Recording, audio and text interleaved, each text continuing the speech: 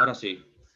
Entonces, como decíamos, que en esa gran montaña, que era la cima más alta de toda Grecia, había una gran ciudad llamada el Olimpo, que era el lugar donde estaban las deidades griegas como Zeus, Hades, Atenas, etcétera, etcétera. Entonces, entre ellos estaba Hermes, hijo de Zeus, que era la persona que interpretaba lo que eran los símbolos, interpretaba lo que eran las comunicaciones de las deidades hacia los humanos, y gracias a Hermes los humanos tenían una interpretación a un mensaje más explícito, de manera antropomórfica, mucho más detallada. De allí viene la palabra hermenéutica. No estamos diciendo que la hermenéutica es mitología o que la hermenéutica es una filosofía, sino que simplemente el término hermenéutica viene de la cultura griega. Eso es lo que estamos diciendo. Bien, porque esto se puede malinterpretar. Esto se puede malinterpretar. Ahora bien, en toda la contextualización bíblica existen dichos que escuchamos en la iglesia que no están en la Biblia. Estos dichos mal interpretados, que son inventados de fábula o de supersticiones de algunos hermanos, nosotros lo vamos a hablar en cuanto a algunos detalles hoy.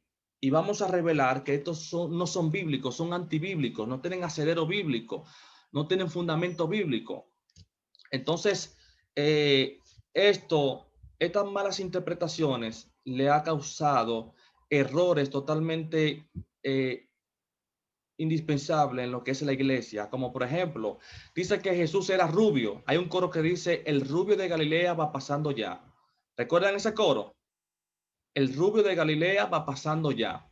Eso no es bíblico. Si usted analiza de manera exegética, de manera hermenéutica o de manera histórica los evangelios y las profecías mesiánicas de Cristo, usted no va a encontrar un solo texto que hable que Jesús era rubio.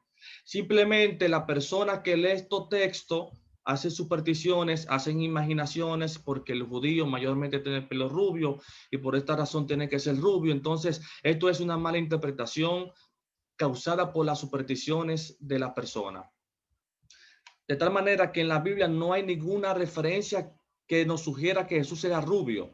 A ser judío, lo más probable que es que su cabello sea negro. Y en Isaías 53:2 dice, subirá cual renuevo delante de él y como raíz de tierra seca.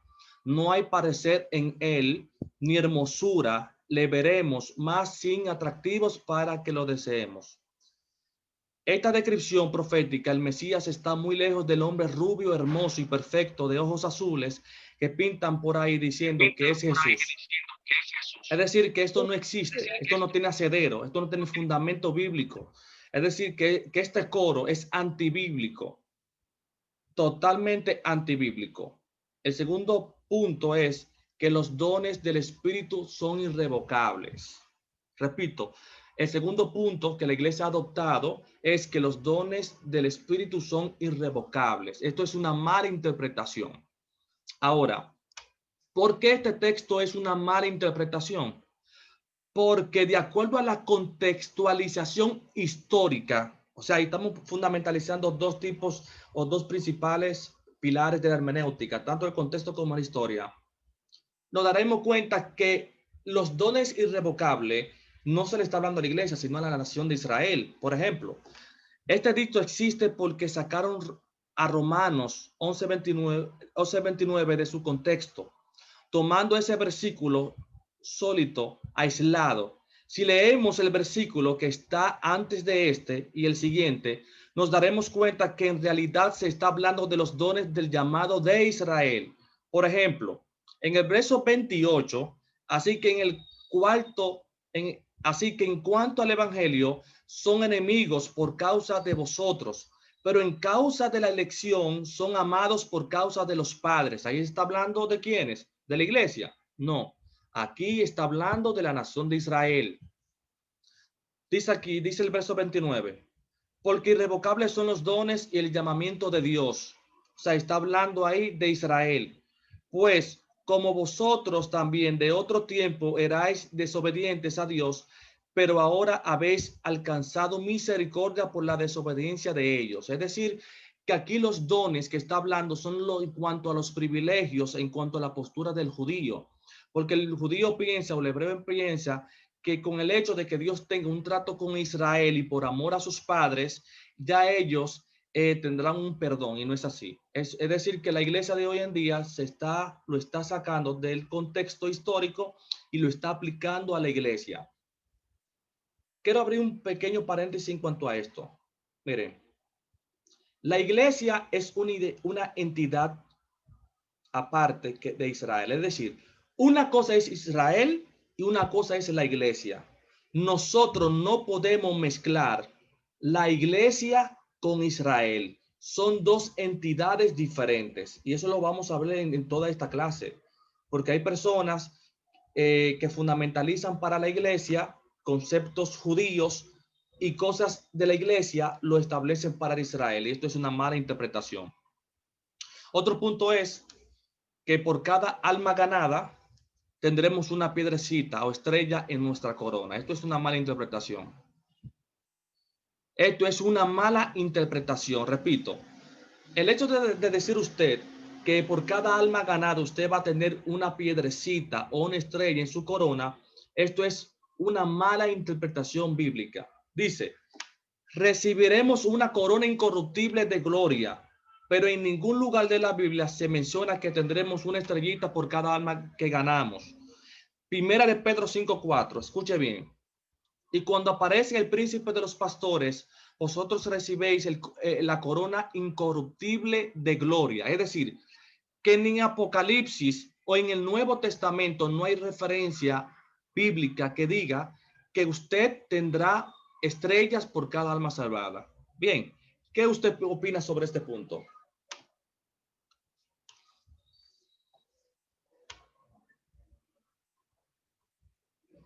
¿Qué opina sobre este punto? ¿Es bíblico esto o no?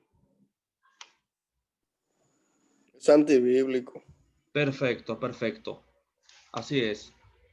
Ahora, no podemos negar que nosotros como iglesia vamos a tener diferentes beneficios, que eso lo vamos a ver en escatología. La iglesia, hay beneficios que nosotros ignoramos en cuanto a lo que Dios no tiene para la iglesia, pero en cuanto a esto, ya esto es algo creado también por supersticiones o por la falta de informaciones hermenéuticas. Bien, excelente. El número 4 dice que los magos del oriente eran 3 y eran reyes. En primer lugar, dice Mateo 2:1. Cuando Jesús nació en Belén de Judea, en días del rey Herodes, vinieron a él oriente, a Jerusalén, unos magos. El pasaje no dice cuántos magos eran, tampoco se mencionan sus nombres y mucho menos dice que eran reyes. E incluso aquí también una mala traducción bíblica, hay aquí una mala información. ¿Por qué? Porque en el texto original, en el griego, en la Septuaginta, no dice que eran magos, dicen que eran astrónomos. Es decir, que cuando esto se interpreta o se traduce a la Vulgata Latina, que eso lo vamos a hablar en unos minutos, lamentablemente, ahí sí comenzaron a existir diferentes elementos, diferentes términos, y se cambiaron diferentes elementos originales por otros. De tal manera que cuando nosotros le damos una interpretación de acuerdo a nuestra cultura occidental, estamos destruyendo la originalidad. Es decir, que no eran magos, sino astrónomos. Bien, entonces, continuamos. Número 5, que Noé envió un...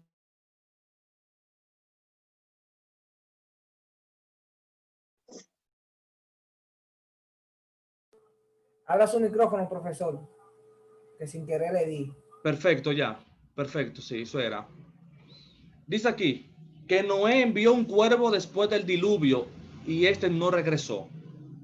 También esto es antibíblico, porque el cuervo sí regresó, fue la paloma que no regresó. Esto es antibíblico totalmente. El número 6 es, un alma vale más que 7 mundos como este. Esto es una gran verdad, pero no existe un texto bíblico que lo diga. Es decir, que hay personas, hay predicadores que dicen que un alma vale más que 7 mundos de esto. Esto es una verdad, pero no es bíblica. Es decir, que no, de manera literaria no lo dice la Biblia. Bien, la número 7 es que Jesús le dijo a Marta que quite la piedra. Dice, dijo Jesús, quitar la piedra, punto. Marta, la hermana del que había muerto. Es decir, que hay un punto entre la piedra y Marta determinando que lo que dice Jesús no fue a Marta directamente. O sea que una persona que venga a leer directamente y no analiza la parte gramatical, lamentablemente va a dañar la interpretación o el propósito del autor, ya que muchos piensan, muchos dicen que fue Cristo que le dijo a Marta que quite la piedra, y no es así. Bien. Otro texto es, la número 8, deja que los pájaros vuelen sobre tu cabeza, pero que no hagan nido. Esto fue una frase de Martín Lutero y la iglesia también la ha adoptado. La número 9 es que Dios llamó 3 veces a Samuel. Repito, que Dios llamó 3 veces a Samuel. Fueron 4 veces, las cuales encontramos en Primera de Samuel 3, en el versículo 4, 6, 8 y 10. Este otro punto que se ha malinterpretado. De igual manera, un templo llamado La Hermosa. Yo mismo, en lo personal, he ido a lugares, a iglesias, a enseñar. Y yo veo que afuera dice Templo La Hermosa. Y esto también es una mala interpretación porque bíblicamente no hay un templo que se llama La Hermosa, sino la puerta se llama La Hermosa. Dice que era la puerta del templo que se llamaba así. En Hechos capítulo 3, verso 10, dice, y le reconocían que era el que se sentaba a pedir limosnas a la puerta del templo La Hermosa.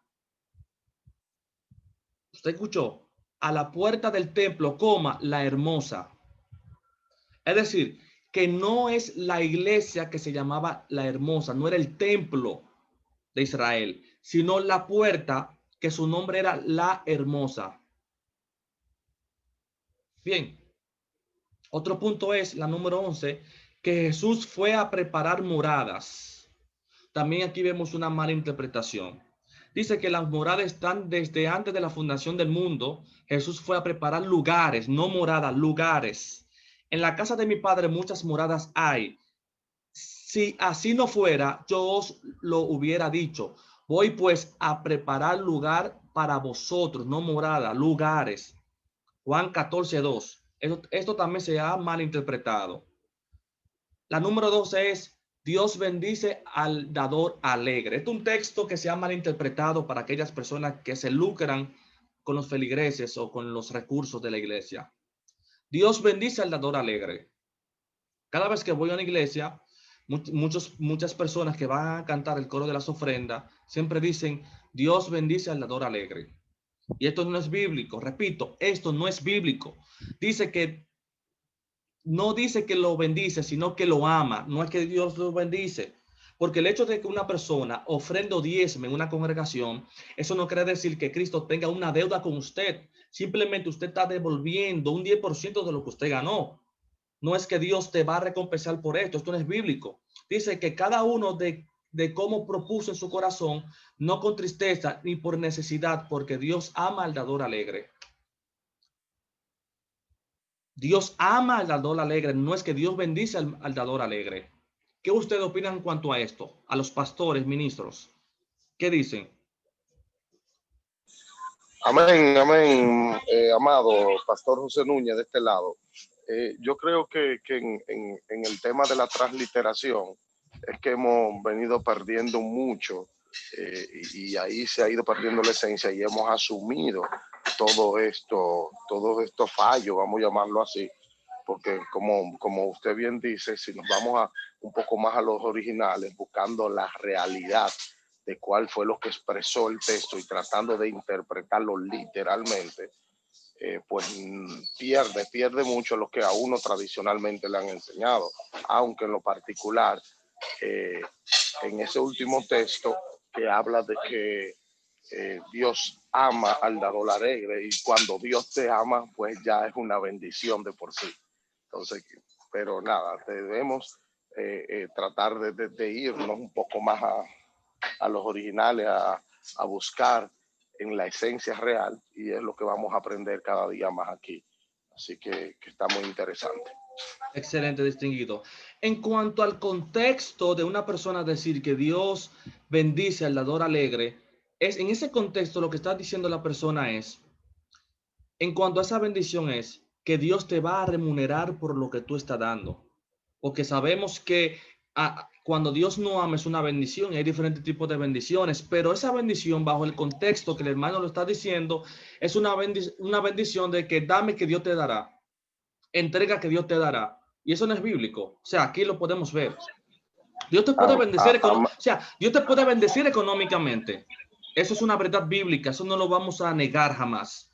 Pero de manera literaria, de esa forma, la Biblia no dice exactamente que Dios bendice al dador alegre. Bien. Así es, aportando una vez ahí brevemente. Lo que pasa es que nosotros lamentablemente interpretamos como bendición algo monetario. O sea, cuando fíjense que dentro de la propia iglesia, cuando tú hablas, Dios te va a bendecir, inmediatamente nos vamos al plano económico y tendríamos que entonces entrar en un proceso de definición qué es bendición. O sea, hay tantas bendiciones de Dios que no tiene nada que ver con el plano económico, pero es así como se expresa. Amén, distinguido. Amén. Exacto. More, bendiciones. Pastor Gabriel Sánchez de este lado de la ciudad de Panamá. Excelente. Con relación al texto, es cierto, yo hace unos años el Señor abrió mi entendimiento y mis ojos espirituales para ver ese texto de la manera que usted lo está planteando. Y cada vez que promovemos la ofrenda, o se promueve, aún me ha tocado promover la ofrenda en algunos eventos, siempre he enfocado de que lo que está establecido realmente en el texto, Dios ama al dador alegre. El resultado de ese amor que Dios nos tiene, ese aprecio, ese amor, ese cariño y todo lo que tenga que ver con amor, es lo que produce esa bendición. O sea, si ya Dios nos ama, por naturaleza divina, ese amor va a generar la bendición de diferentes tipos, económica, familiar, en salud, en fin, en todas las etapas de nuestra vida. Y avalo por lo que está diciendo usted y también el colega, el pastor, es así. Excelente, ministro, excelente. Recuerden que de acuerdo a la historia de la humanidad, de manera teológica, el ser humano ha vivido bajo diferentes dispensaciones. Cuando hablamos de diferentes dispensaciones, estamos hablando en épocas donde Dios se ha administrado con el mundo de una manera diferente. Entonces nosotros estamos en la dispensación de la gracia. Estamos hablando de la dispensación número 6. El 6 representa la gracia. ¿Qué sucede? Que en los tiempos antiguos, específicamente la dispensación de Moisés o mosaica, allá había una trascendencia física. Cuando hablamos de una trascendencia física, estamos hablando de una trascendencia de bendición física. No había bendiciones espirituales. De tal manera que en la dispensación de las gracias estamos hablando de bendiciones espirituales. Es decir, que el principal punto de enfoque de bendición que habla la Biblia desde un punto de vista eclesiástico en esta era son las bendiciones espirituales. Dios te puede bendecir físicamente o económicamente, pero las bendiciones mayores son espirituales. ¿Por qué? Porque estamos en una era, en una dispensación que es totalmente de la gracia. Bien, quería dar este pequeño punto. Es un punto muy profundo que eso se va a hablar en otras materias más adelante. Entonces, continuamos. Dice la número 14, somos trapos de inmundicia. Repito, que somos trapos de inmundicia. Muchos predicadores, muchos maestros dicen este mismo término. Yo mismo lo he escuchado, que somos trapos de inmundicia. Usted y yo no somos trapos de inmundicia. Dice, si ven todos nosotros somos como suciedad y toda nuestra justicia como trapo de inmundicia y caímos todos nosotros como la hoja y nuestras maldades nos llevaron como viento. Eso dice Isaías 64:6. Es decir, que esto no es bíblico, esto es antibíblico, esto es una mala interpretación. El punto número 15 dice, no se mueve la hoja de un árbol si no es la voluntad de Dios. No se mueve la hoja de un árbol si no es la voluntad de Dios. Esto es inventado. Repito, esto es inventado. O sea, esto es una realidad. Esto es una realidad, pero de manera literaria no existe en la Biblia. Repito, esto no existe en la Biblia. Aunque es verdad, no está escrito en la Biblia. Está en el Quijote de la Mancha. Es decir, que en la obra literaria del Quijote de la Mancha fue que se sacó este término. No fue de la Biblia. Y muchos predicadores predicando y enseñando dicen que una hoja de un árbol no se mueve si no es por su voluntad. Es una verdad, pero de manera literaria esto no lo dice la Biblia. Bien. Otro punto es la número 16. Dios aprieta pero no ahorca. Esto no es bíblico. Es un dicho popular de la calle que no está en la Biblia. Dios aprieta pero no ahorca. Incluso esto es antiético. Una persona que diga esto en un altar, esto es una falta de respeto. Dios aprieta pero no ahorca. Lo que pasa es que hay lenguajes coloquiales, culturalmente hablando, que no son adecuados para llevarlo al púlpito, para llevarlo al mensaje o a la enseñanza. Y esto es una falta de respeto. Por eso yo digo que todo aquel que va a hacer un servicio en la iglesia tiene que tener una preparación. ¿Por qué? Porque esto es antiético. Dios aprieta pero no ahorca. Yo creo que eso está muy, muy grave. La número 17. Dios obra por senderos misteriosos. Se escucha mucho en nuestras congregaciones, pero tampoco está en la Biblia. Esto es una verdad. Dios obra en senderos misteriosos, pero esto no es bíblico. Esto de así mismo como está de manera literaria, no lo dice la Biblia. No lo dice la Biblia. Número 18. Ayúdate que yo te ayudaré. Es otro término que usan las personas, principalmente los inconversos. Esto no es bíblico. La Biblia dice, ayúdate que yo te ayudaré, tampoco está en la Biblia. O sea que eso no es bíblico. Esto es inaudito. Nadie puede decir esta palabra, ni enseñando, ni predicando. Bien. La número 19, los frutos de la carne y los frutos del espíritu.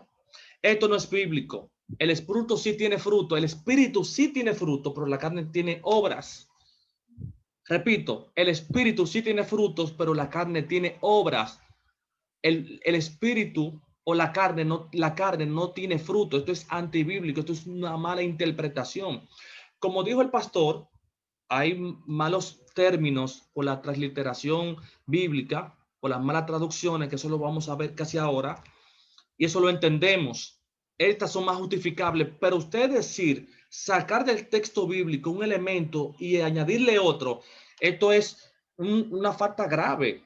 Totalmente, porque aparte de que usted no domina la teología, usted lo que está diciendo es que usted no sabe ni leer. Entonces, cuando una persona dice que los frutos de la carne y los frutos del espíritu es bíblico, no está leyendo como debe de ser, sino lo que está haciendo es que su conocimiento es escuchado, es copiado y luego es reiterado. Y recuerden que un teólogo debe de analizar y investigar, tener sus propios argumentos. Yo no puedo predicar un término porque yo lo escuché de un doctor en teología, no es posible. Independientemente de que esa fuente tenga credibilidad bíblica y moral, yo tengo que investigar lo que él está diciendo. Gabriel Contreras tiene la palabra.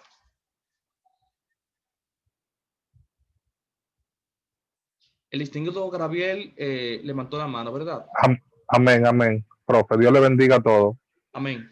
La pregunta, amado, que tengo es con respecto al texto que usted leyó donde habla de que Cristo, donde usted comparó que dicen que él es rubio, que entonces usted leyó un versículo que habla de que no hay hermosura en él. O sea, cuando yo entiendo que cuando la Biblia marca este versículo, se está refiriendo, no sé si estaba en un error siempre, luego al maltrato, en el medio del sacrificio, dice que él fue desfigurado. Entonces pensé que ahí fue que él perdió la hermosura, no en el momento de antes de esto. Entiendo, distinguido. Vamos allá, vamos al texto. Vamos a ver si lo encontramos. Vamos al texto, vamos a leerlo. Ok. Dice, subirá cual renuevo delante de él y como raíz de tierra seca. No hay parecer en él ni hermosura. Le veremos más sin atractivo para que lo deseemos. Mire, lo que pasa es distinguido que nosotros, la hermenéutica dice que tenemos que leerlo literal, físico. Literal. Okay. Es decir, cuando nosotros le damos una interpretación fuera de lo normal, estamos alegorizando. E incluso, recuerden que el Antiguo Testamento tiene un trasfondo físico. Y como trasfondo físico, según la teología, hay que interpretarlo de esa misma manera. ¿Por qué? Porque en el Antiguo Testamento todo lo que se hablaba era físico, una trascendencia física. Por ejemplo, cuando en el Antiguo Testamento hablaba de bendición, eran bendiciones físicas. ¿Y cuáles eran esas bendiciones? Que si el pueblo cumple la ley, el pueblo tendrá paz, armonía, riquezas, tierra. O sea, estos eran los tipos de bendiciones. ¿Y cuáles eran las maldiciones? Hambruna, deterioro, destrucción, no iban a tener tierra, etcétera, etcétera. O sea que todos los puntos fundamentales, o la mayoría de los puntos fundamentales del Antiguo Testamento, no todos, pero la gran mayoría, tienen una trascendencia física. Y aquí tenemos que leerlo de manera literal, siempre y cuando analizando o cogiendo el contexto anterior y el contexto posterior, que son principios de la hermenéutica. Ok, ok. ¿Está Gracias. convencido, distinguido? Amén. Está bien, gracias. Ok, perfecto. Continuamos. Profe, ¿puedo hacer un aporte? Sí, distinguida. Cuando usted tocó ese tema, realmente iba a dar una opinión, pero me Sí. cerraron el micrófono. Ok. Que los estudiosos de la palabra dicen que él era de tez oscura, aunque no tenemos nada como a mano así que nos diga que él era de tez oscura, pero es verdad eso que usted dice. Muchos de los cristianos y nos han vendido la imagen del Jesucristo con piel clara, con muchas veces hasta ojos de colores, y con el pelo lacio, y realmente hemos estado nosotros también tratando ese tema de que esa no era su apariencia. Exacto, distinguida. Lo que pasa es que ese es un Jesús comercial, repito, es un Jesús comercial. Y ese Jesús, ese modelo físico tangible de Jesús o fisiológico, fue creado a partir del año 313, cuando Constantino, emperador de Roma, establece un edicto, el edicto de Milán, establece a los cristianos parte del Estado de Roma, y cuando la iglesia cristiana adopta los principios, las políticas y se afilia a Roma, ya la iglesia primitiva comenzó a contaminarse. De igual manera, también comenzaron a crearse diferentes posturas, diferentes pensamientos, donde también buscaban beneficios económicos. Entonces, la creación de un Cristo rubio es algo comercial, es algo creado. Es decir que no hay base bíblica, que es la primera base más importante. No hay base arqueológica, no hay un registro histórico, literario de otra persona cercana a Cristo que diga el color de piel y la textura de su cabello y ni nada por el estilo. Es decir, que no hay prueba contundente. Ahora, ¿cuándo o de qué manera usted puede darse cuenta? En el arrebatamiento de la iglesia. Esa es la única manera. La única manera, pero verdaderamente, bíblicamente, no hay referencia. Puede haber especulaciones, hipótesis, pueden haber, pero no hay un fundamento fiable, contundente, que diga la apariencia física de Cristo. Bien, continuamos entonces. La número 20, Daniel en el pozo de los leones. Dice que no era un pozo, era un foso. Repito, no era un pozo, era un foso. Daniel 6:16. Dice, y entonces el rey mandó y trajeron a Daniel y le echaron en el foso de los leones. Y el rey dijo a Daniel, el Dios tuyo a quien tú continuamente sirves, él te librará o él te libre. Es decir que el hecho de una persona decir que era un pozo no es una mala interpretación, es una mala lectura que ha tenido, una mala lectura. Bien, y aparte de eso, el número 21, que es el último de estos comentarios, es que Dios ama al pecador, pero aborrece el pecado. Dios ama al pecador, pero aborrece el pecado. Ese usted lo ha escuchado y muchos de nosotros lo hemos dicho. Que Dios ama al pecador, pero aborrece el pecado. Bíblicamente, Dios aborrece el pecado como el que lo practica. Eso es bíblico. Eso no es algo que yo lo estoy diciendo por mi postura. No, eso es bíblico. Dios aborrece tanto al pecado como el que lo practica. Dice, Dios aborrece el pecado, pero ama al pecador. Eso fue Gandhi. Gandhi fue un monje. Fue él que lo dijo. De él es que viene esta postura. Pero la Biblia dice, porque tú no eres un Dios que se complace de la maldad. Aborrece a todos los que hacen iniquidad. Salmo 5, 4, 5. O sea que estamos viendo un fundamento bíblico. De igual manera dice que Dios es juez justo y Dios está airado contra el impío todos los días. Salmo 7, 11. La ira de Jehová contra los que hacen mal. Salmo 34, 16. Es decir, que esto fue una postura de este caballero que fue fundamentalizada y fue llevada por tiempo, y esto fue practicado y fue hecho parte de nuestra tradición eclesiástica, pero esto no es así. Bien, ¿qué usted opina sobre esto?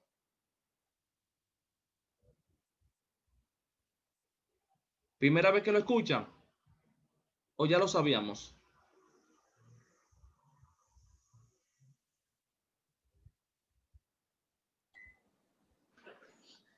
Profe, José Manuel le habla. Sí, distinguido. Pero entonces, lamentablemente, nosotros, dentro de nuestras instituciones cristianas, llámese concilio, prácticamente tenemos muchos dogmas dentro de nuestro fundamento bíblico, porque lamentablemente hay muchos términos utilizados, de los cuales usted ha utilizado, que hasta se predican dentro de muchos pasajes dentro de doctrina bíblica, que es antibíblico de acuerdo a esta materia, de acuerdo al tema que usted está dando. Amén. Sí, distinguido. Lamentablemente vivimos en una época, principalmente nosotros los evangélicos, que nosotros estamos creando dogmas de supersticiones. ¿Por qué? Porque cuando el evangelio nace, o sea, no estamos hablando del evangelio de la muerte y la resurrección de Cristo en el Gólgota, estamos hablando de esta denominación en el año 1901. Esta denominación nació, fue con un afroamericano, con un esclavo indocto, a pesar de que él tenía el poder del Espíritu Santo y la revelación, pero una persona que no escudriñaba. Y de tal manera, desde ese momento hasta hoy, nosotros hemos adoptado diferentes pensamientos, porque una persona dice una cosa y yo tengo que mantenerla. Porque un líder dice algo y yo tengo que mantenerla. Y esto es un error totalmente. Y por esta razón, nosotros no es a propósito, pero lo hacemos de manera inocente, continuamos con ese linaje, con ese sistema, y por esta razón nosotros muchas veces predicamos más dogmas que doctrinas bíblicas. Y esto es un error totalmente indispensable. Por eso es que yo siempre digo que todo aquel que va a hacer un servicio tiene que tener una preparación. No importa el área. Puede ser maestro, evangelista, misionera o misionero, como sea, tiene que tener una preparación bíblica, teológica totalmente. Totalmente. Ahora bien, vamos a un punto importante. Primero, traducciones bíblicas. Las traducciones bíblicas son totalmente indispensables y usted lo va a ver ahora mismo. ¿Por qué? Porque la hermenéutica, parte de nuestra mala hermenéutica que muchos tenemos, quizás viene a producto de las problemáticas de las traducciones bíblicas. Dice que las traducciones fueron los procesos de transliteración literaria que se mantuvo por años con el fin de mantener, conservar y actualizar los escritos de la Biblia de acuerdo a la época. Eso lo vamos a ver ahora. Por ejemplo, entre ellos están los fragmentos o los primeros fragmentos en hebreos. Aquí vamos a hablar un punto sobre una persona que me habló sobre la lengua hebrea, si tiene semejanza en cuanto a la cultura egipcia. No sé si está aquí ahora mismo. Eso lo vamos a hablar ahora. Vamos a hablar sobre los documentos en papiros y pergaminos, sobre Tarcuna, Septuaginta, fragmentos del Nuevo Testamento, sobre la Vulgata Latina y sobre la Biblia del Oso. Y vamos a decir que en cada una de estas partes la Biblia comenzó a tener diferentes errores de traducciones, de tal manera que estos errores de traducciones han hecho un daño fatal a la iglesia en cuanto al sistema de interpretación. Comenzamos entonces. Primero, ¿de dónde nace la lengua hebrea? ¿De dónde nace la lengua hebrea? Abraham, en primer lugar, vivía en Ur de los Caldeos, en esta parte geográfica, al sur de Mesopotamia. Cuando hablamos de Mesopotamia, estamos hablando entre el río Éufrates, que que está aquí, y el río Tigres. Es decir, que todas las ciudades que están en esta zona geográfica es la antigua Mesopotamia, considerada como la cuna de las civilizaciones, porque de allí es que vienen las primeras religiones, el primer sistema de escritura, los primeros sistemas de lengua, etcétera, etcétera. De tal manera que se le llama, como le dije, la cuna de las civilizaciones por eso mismo. Entonces, Abraham vivía en Ur de los Caldeos. En Ur de los Caldeos se hablaba acadio y posiblemente también se hablaba sumerio, que eran lenguas semíticas totalmente diferentes al hebreo. Ahora, cuando Abraham se traslada como nómada toda la antigua Mesopotamia y luego llega a Palestina, específicamente a Canaán, en Canaán habla cananeo, una lengua semítica diferente al hebreo. Entonces, la pregunta que yo le hago a ustedes, quiero que me respondan ahora mismo. Si Abraham vivía en Ur de los Caldeos y Abraham hablaba acadio, una lengua semítica diferente al hebreo, y en Canaán hablaban cananeo, otra lengua semítica, ¿de dónde nace el término la lengua hebrea? 5 puntos para que me lo diga y que la diga bien. 5 puntos. Vamos. Un voluntario. Repita la pregunta, profesor, repítala. Perfecto. La pregunta es, si Abraham vivía en Ur de los Caldeos, donde Abraham hablaba acadio y quizás sumerio, una lengua diferente al acadio y sumerio, y luego Abraham se traslada de manera de nómada hasta Canaán, la tierra de Palestina, que ahí hablaban cananeo. La pregunta es, ¿de dónde Abraham aprende a hablar hebreo? ¿De dónde nace el hebreo? La lengua hebrea, ¿dónde nace? Esa es la pregunta. 5 puntos. Dios le bendiga. Amén, distinguido. ¿Quién me habla? José Manuel le habla. Excelente. Yo no tengo prácticamente a ciencia cierta, pero que yo he escuchado acerca de ese idioma. Es que usted sabe que el pueblo judío, el pueblo hebreo, vivía en casas de campaña Exacto. y vivían siempre en el desierto. Entonces, prácticamente ese pueblo ni tenía idioma, porque las palabras que ellos utilizaban no tenían vocales. Era prácticamente un idioma que salió de la nada. Porque un idioma que no tenga, nada más tenga 2 o 3 letras y no tenga vocales para conjugar las palabras, es algo un poco incómodo. Entonces no tengo el fundamento de dónde sale, pero lo que yo he escuchado es que es un idioma que viene formándose de acuerdo a la iluminación misma de Dios. Excelente, distinguido, excelente. Amén, amén. Sí, Okay. Bueno, en las clases anteriores hablamos de los diferentes tipos de hebreos en los cuales se escribieron los primeros pasajes bíblicos y hablamos de que era un hebreo pictográfico, creo que es el término técnico, que fue en lo que se empezó a escribir, que era más o menos buscando tratar de dar una explicación, un lenguaje que era con figuras, con imagen. Tomando este contexto, pues nos diríamos que podría haber nacido así por revelación del Señor, en donde más o menos daba una idea y ellos dibujaban o hacían alguna figura que pudiera definir esa idea, y entonces por ahí pudiera venir el origen de cuánto tengo que aportar. Excelente, mi estimado. Muy bien. Gabriel Contreras. Ok, profe.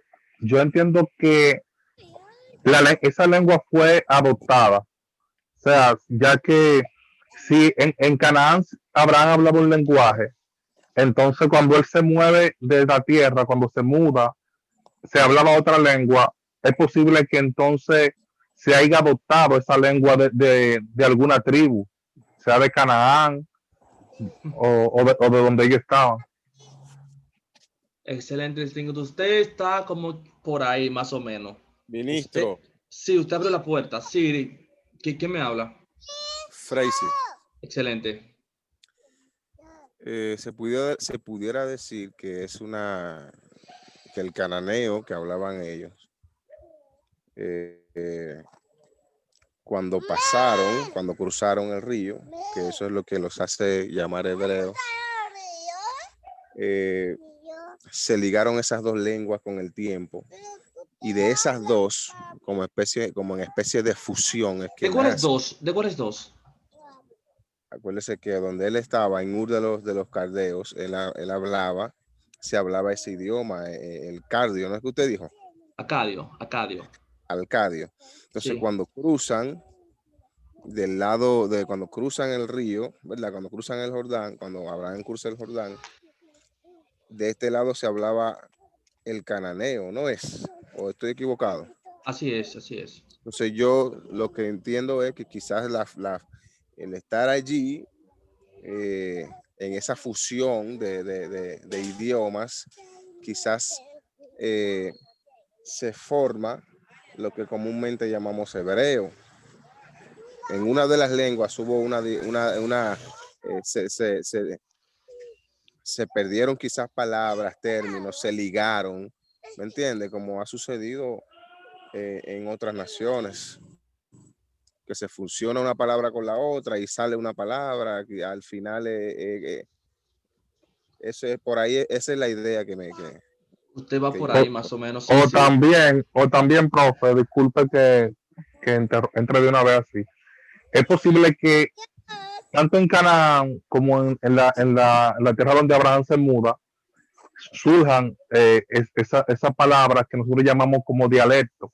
Y de ahí entonces, con el tiempo, vayamos a adoptar, ellos hayan ido adoptando esa palabra y haya surgiendo el idioma. Es posible también, usted sabrá, que tal vez en otro tiempo, en vez de hebreo, tenga otro nombre. Y entonces ya en este tiempo se hayan ido cambiando, porque si son dialectos que vienen de atrás, desde el tiempo de Canaán, Sube aquí, ven. Bien. han venido entonces habiendo ciertos cambios, y en esos ciertos cambios también ahora lo conocemos como hebreo, pero es posible que en otro tiempo se haya conocido con otro nombre. Excelente. Me gustó esa frase que usted dijo, dialecto. Muy bien, dialecto. Va por ahí. Excelente. Todos son excelentes ustedes. Así yo le digo a ustedes que para hacer una interpretación tienen que tener una mente analítica y crítica. Y eso es totalmente indispensable. ¿Sí? Profe, Sí. yo escuché en una ocasión que en África hay 200 idiomas y 2000 dialectos. O sea, ¿Qué? yo no sé cómo es que esa gente, cómo fue que eso se produjo. Sabemos que es un continente, ¿verdad? Bien grande, pero oye, ese dato me volvió loco. Sí, distinguido, porque 200 de idiomas una y sola 2000. lengua pueden tener diferentes dialectos y eso es lo que vamos a hablar ahora. Así es. Entonces, vamos a continuar. Las personas que aportaron, por favor, me escriben al final de esto personal para ponerle sus 5 puntos, para que tengan ya su calificación de asistencia completa ahí. Bien, entonces, continuamos. ¿De dónde viene la palabra o la lengua hebrea? ¿De dónde viene la lengua hebrea? Miren, nosotros los teólogos tenemos que tener en cuenta que las tradiciones hay que tenerla a un lado y la ciencia en otro lado. Bueno, la tradición es algo que se mantiene, que se lleva a cabo por las generaciones a través de comunicados. Yo le digo a mi familia, a mi hijo le continúa a sus hijos le dicen a sus hijos cómo era el sistema y se va manteniendo una tradición. Pero la teología es una ciencia y como ciencia tiene también métodos de estudio y hay una ciencia externa llamada la papirología, que es parte de la historia, que se encarga de estudiar los documentos antiguos y su sistema de literatura. Ahora, ¿por qué yo traigo la papirología, una ciencia externa perteneciente a la historia, para fundamentalizar o extraer este documento? Es que verdaderamente el hebreo es un dialecto del cananeo. Repito, el hebreo es un dialecto del cananeo, así como usted me está escuchando, y le voy a explicar por qué. Abraham vivía en Ur de los Caldeos, ¿verdad? Y Abraham se transporta a Canaán. Entonces, Abraham adopta el cananeo, y el cananeo es transmitido, es enseñado a las generaciones abrahámicas, o a las generaciones patriarcales, de tal manera que Abraham era un nómada, era un patriarca, y cuando hablamos de patriarca era un personaje que no tiene una identidad, y la palabra identidad incluye tanto un sistema lingüístico, una zona geográfica, un sistema político, legislativo y otras cosas externas que fundamentalizan lo que es una identidad de una persona o de una nación. De tal manera que Abraham, si Dios le estableció una nación, Abraham tenía que aprender, o Abraham tenía que tener los principios o los primeros mecanismos para tener una identidad. Y una de ellas era un sistema de lengua, un sistema literario, el sistema lingüístico. ¿Por qué? Porque aún en los tiempos de Abraham, un cananeo decirle a Abraham hebreo era una falta de respeto, era una ofensa. Porque los primeros que comenzaron a decirle a la familia de Abraham cananeo fueron a la familia de Abraham hebreo, fueron los cananeos. O sea que los cananeos fueron los primeros que comenzaron a decirle a los patriarcas, ¿cómo qué? Hebreos. Entonces la palabra hebreo, ¿qué significa? La palabra hebreo significa que viene del latín hebraus, y este es el hebreo híbrid, que significa cruce al otro lado del río. También así se le llama a uno de los hijos de Sem en Génesis 10:21.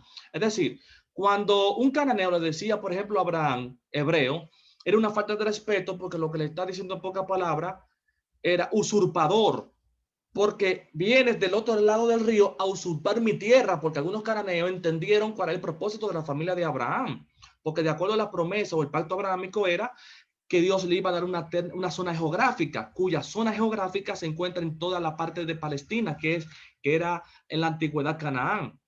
De tal manera que los primeros registros que se comenzaron a escribir del Antiguo Testamento, ¿en qué fueron?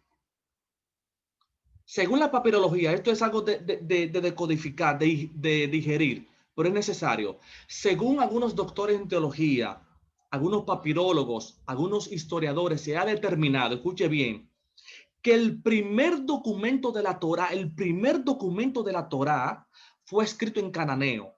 Ahora, ¿cómo yo fundamentalizo esto que fue escrito en cananeo?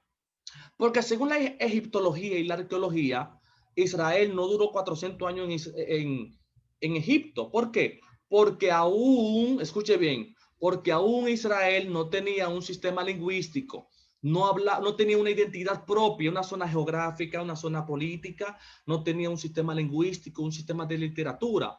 Ahora, ¿qué dice la egiptología? ¿Qué dice la arqueología? Que en ese tiempo hubieron un grupo de personas que eran semitas o eran cananitas. Ahora, ¿por qué le decían cananitas? Porque hablaban cananeo, vivían como cananeo y escribían como cananeos. Es decir, que las primeras personas hebreas que estaban en los 400 años en Egipto hablaban, escribían y vivían como el cananeo.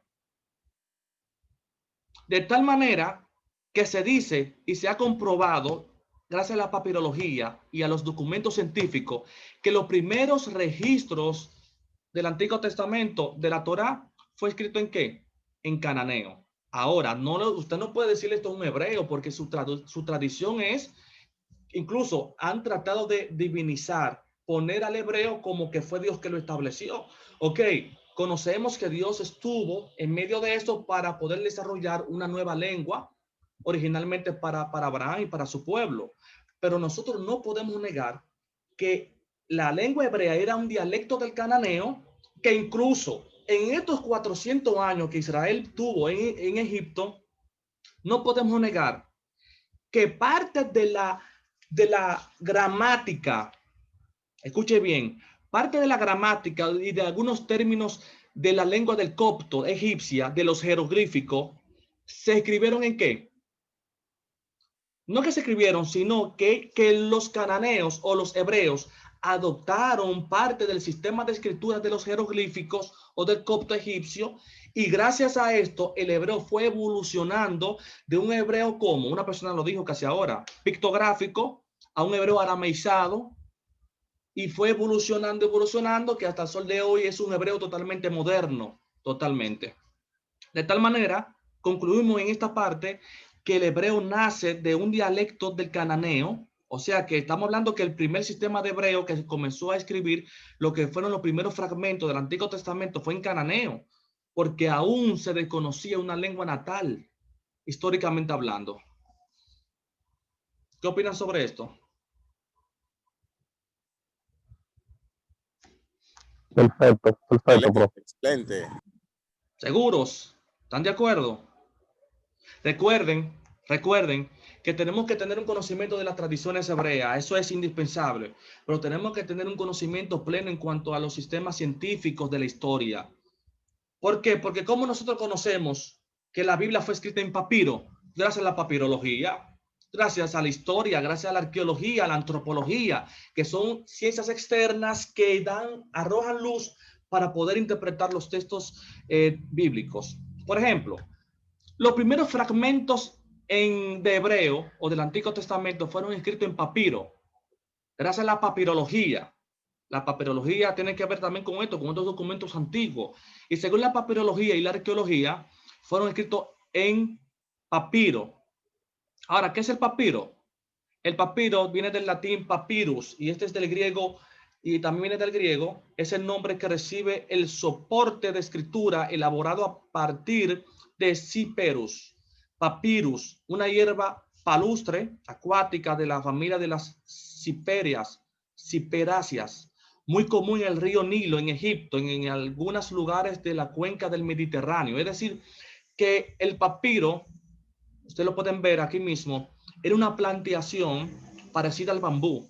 Y esta parte del papiro se fundamentalizaba o se cultivaba a las orillas del río Nilo. ¿Por qué? Porque el río Nilo tenía nutrientes que le favorecían el crecimiento y el mantenimiento de este sistema de agricultura del papiro. Aquí pueden ver otra foto, otra imagen que parece unos bambú. Y de aquí es que se saca lo que fueron los documentos del papiro para escribir los documentos antiguos. Incluso la capital del papiro fue Egipto, porque Egipto en aquel entonces fue el principal productor de lo que es el documento del papiro. Ahora bien, este documento del papiro, esta plantación se cortaba por todas las partes, de arriba hacia abajo con una buena cuchilla bien filosa. Y cuando se cortaba, ellos la ponían horizontal y vertical. Por ejemplo, como esto parece una sábana, pero lo ponían horizontal y vertical, de al lado, de arriba a abajo, de izquierda a derecha, de norte a sur, de este a oeste, de norte a sur. Así era que ellos ponían el papiro. Entonces, cuando ellos hacían esto, ellos la machucaban y ellos esperaban que se seque en el sol. Es decir, que estas partes líquidas que tenía el papiro, ellos las sacaban totalmente y las secaban y hacían lo que era el documento del papiro. Por ejemplo, aquí podemos ver jeroglíficos escritos en papiro. Los jeroglíficos eran los documentos del antiguo Egipto que utilizaban para escribir en copto. Aquí pueden ver, por ejemplo, esto es un papiro escrito en copto.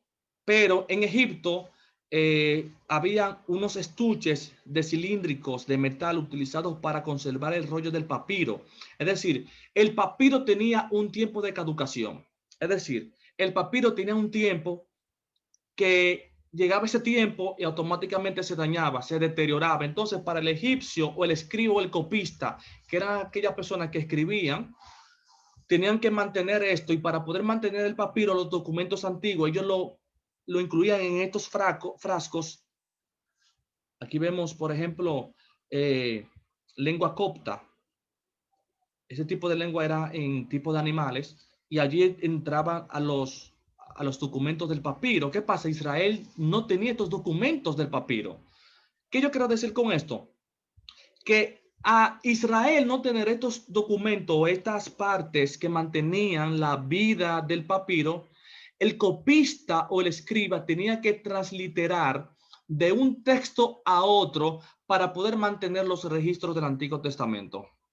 Repito, Israel no tenía estos frascos.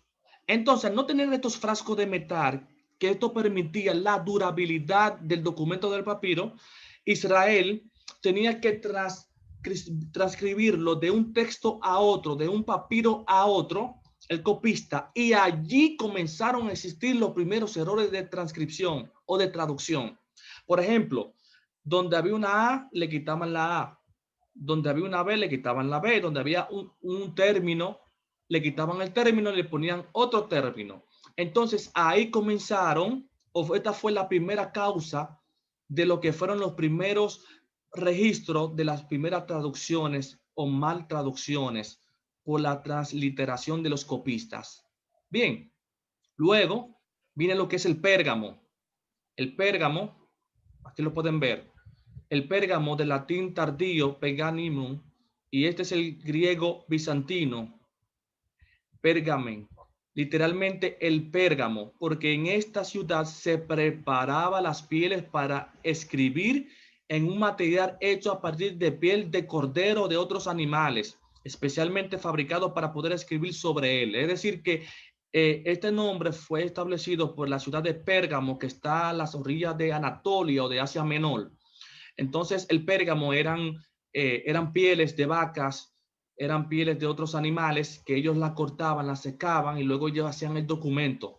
El Pérgamo era más duro, tenía una durabilidad mucho más extensa que el papiro. Entonces, cuando ya comienza el papiro a expansionalizarse como un documento con más fortaleza, ya allí los copistas tuvieron que transliterar de los textos del papiro del hebreo al Pérgamo, y también ahí se mantuvo una tradición de transliterar de Pérgamo a Pérgamo, de Pérgamo a Pérgamo, y de ahí también comienzan a iniciar lo que fueron los primeros sistemas de errores de transcripción o de transliteración. Bien. Aquí, por ejemplo, luego viene lo que es el Targum. No sé si ustedes han escuchado hablar sobre el Targum. El Targum es una interpretación en arameo de la Biblia hebrea producida o compilada por judíos desde a finales del segundo templo hasta el comienzo de la Edad Media, finales del primer milenio. La palabra aramea Targum significa simplemente interpretación. Es decir, cuando en el año 606 antes de Cristo hasta el año 578, más o menos en esa época, pasaron las tres exportaciones a Babilonia. Y desde ese tiempo hasta el año 538 antes de Cristo, Israel tuvo 70 años de cautividad. Entonces, en estos 70 años de cautividad, ellos aprendieron un nuevo sistema de literatura o una nueva lengua más moderna que el hebreo. ¿Y cuál fue? El arameo, porque la lengua original y esencial de toda Babilonia era el arameo principalmente. Entonces, cuando Israel, en estos 70 años de cautividad, adopta lo que es el nuevo sistema semítico llamado el arameo, ya el 90%, el 95% de los judíos hablaban arameo y el único 5% que hablaban hebreo eran los del Sanedrín, la Corte Suprema. Estamos hablando de los fariseos, de los escribas, porque este cuerpo del Sanedrín, de la Corte Suprema, nació entre la cautividad babilónica y la era post-cautividad. O sea, estamos hablando en ese tiempo. Entonces, en ese tiempo, Israel aprendió un nuevo sistema lingüístico y luego ellos tuvieron que traspasar de la lengua hebrea, de los antiguos registros bíblicos, hasta la lengua aramea, una nueva transliteración de lengua. Entonces, de allí viene lo que es el Targum de Anquiolos, que esta fue el primer registro de los primeros registros de la Torá. Cuando hablamos de la Torá, estamos hablando de los libros pentateucos, de los libros escritos por Moisés, y luego viene lo que es el Targum de Jonatán, que esta fue la segunda transliteración de los textos hebreos al arameo. Entonces, esta fue un texto muy importante en la cautividad babilónica. Bien, luego viene lo que es otro texto, como por ejemplo la Septuaginta. Creo que ustedes han escuchado hablar en cuanto a lo que es la Septuaginta. Por ejemplo, la Septuaginta, la Biblia griega comúnmente llamada Biblia Septuaginta, Biblia de los 70, generalmente abreviada simplemente LXX, que es un número romano, es una recopilación del griego koiné, de los textos hebreos, arameos y de la Tanaj o Biblia hebrea, representada una síntesis en que se subraya el monoteísmo judío e israelita, así como el carácter universalista de su ética. Es decir, cuando de manera histórica, por ejemplo, el imperio de Alejandro Magno, en los años 323, en ese entonces, vence a Darío III en Gaugamela, en esta gran guerra, y Darío o Alejandro Magno se convierte en el hombre más poderoso que dominó no solamente todo el territorio geográfico del imperio persa, sino que también domina más territorio geográfico, mucho más allá, hasta China. Estamos hablando casi hasta, o sea que el sistema geográfico que Alejandro Magno domina hacia allá frontera con China, o con la India específicamente, con la India. Entonces, cuando Alejandro Magno domina todo este mundo en aquel entonces, ya la lengua comercial y popular era el griego, de tal manera que existía lo que era una gran ciudad al norte de África llamada Alejandría.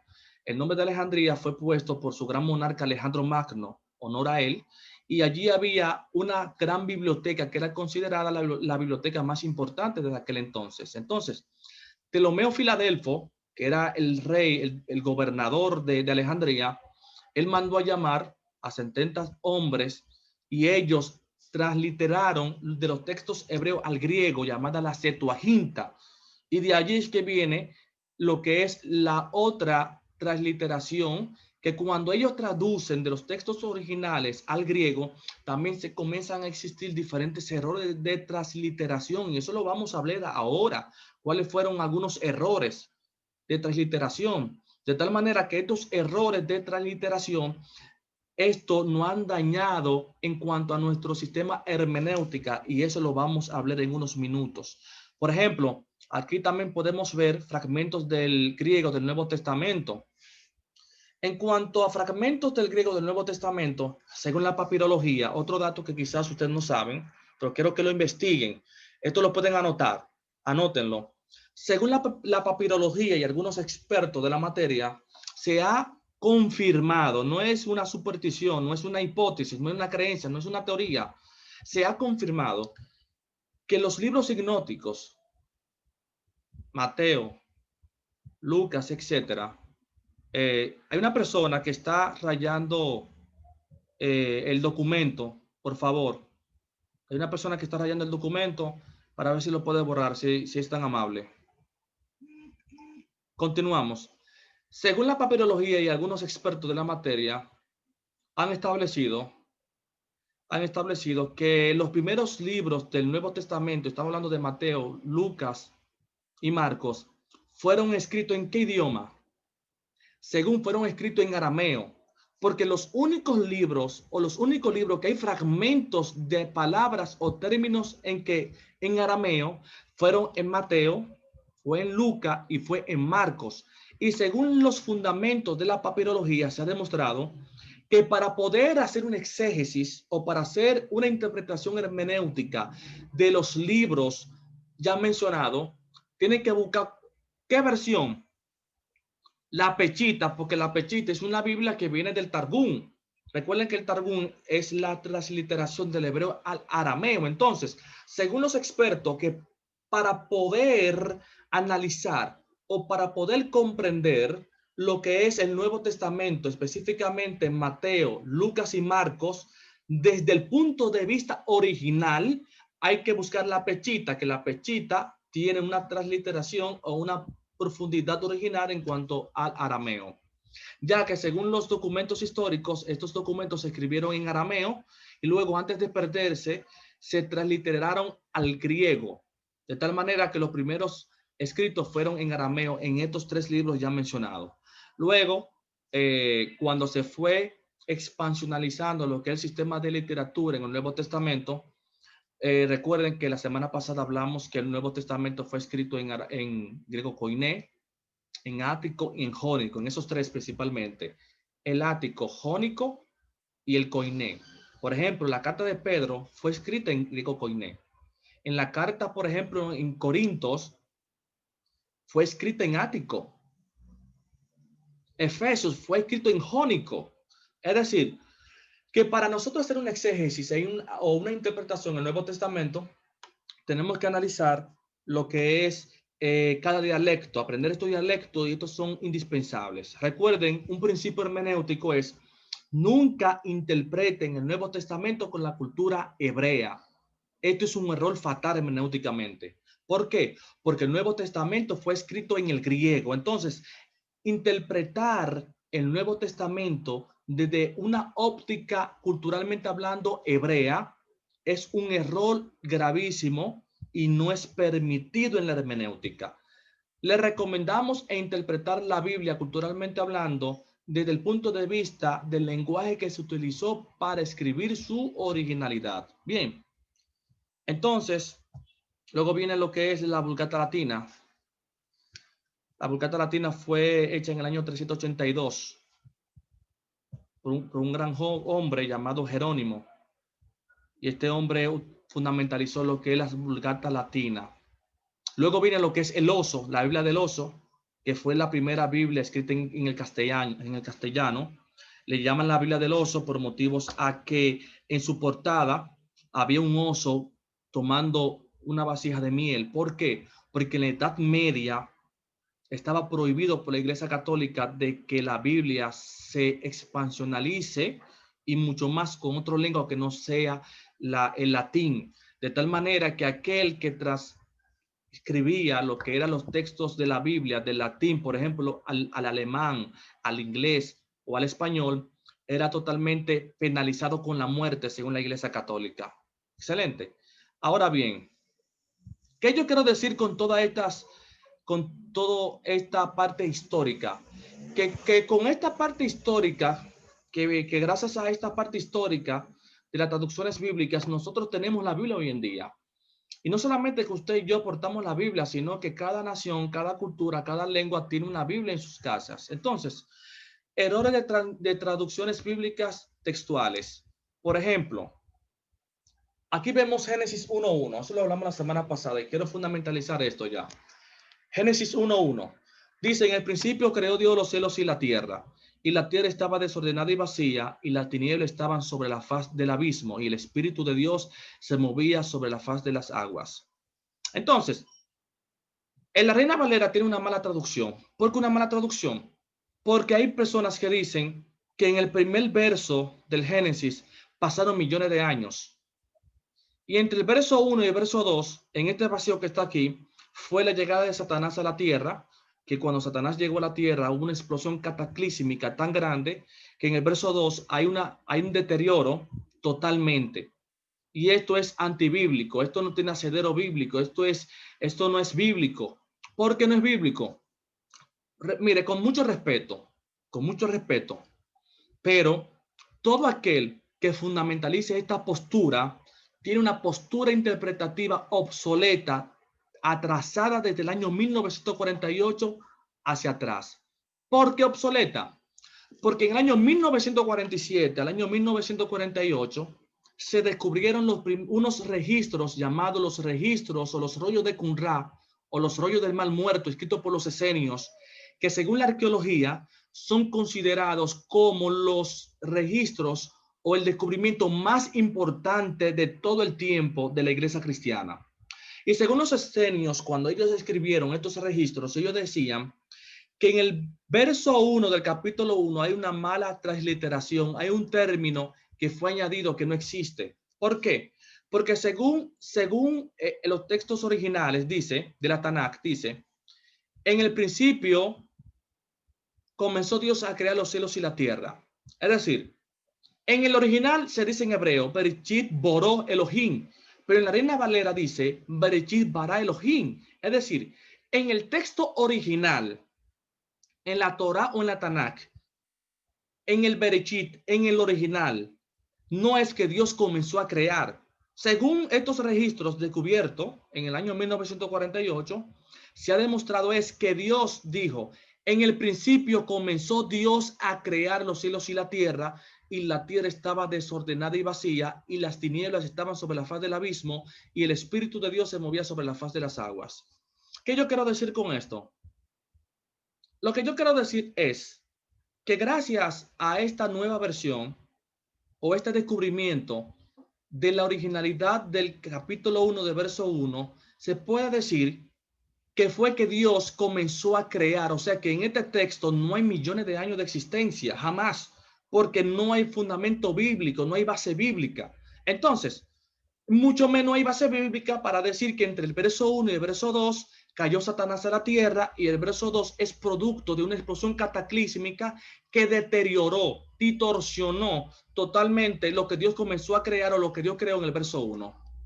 Esto es una mala interpretación bíblica totalmente, según los textos originales. Bien, continuamos. Capítulo 6, verso 6 de Génesis. Error de interpretación cultural. Dice: y se arrepintió Jehová de haber hecho al hombre en la tierra, y le dolió en su corazón. La Biblia dice que Dios no es hijo de hombre para arrepentirse, y Dios no es Dios de variación. Entonces, si Dios no es hijo de hombre para arrepentirse, Dios es inmutable. Lo que Dios establece, punto y aparte, Dios no tiene que arrepentirse. Eso es lo que dice la palabra inmutable. Entonces, ¿por qué dice aquí que Dios se arrepintió de haber creado al hombre?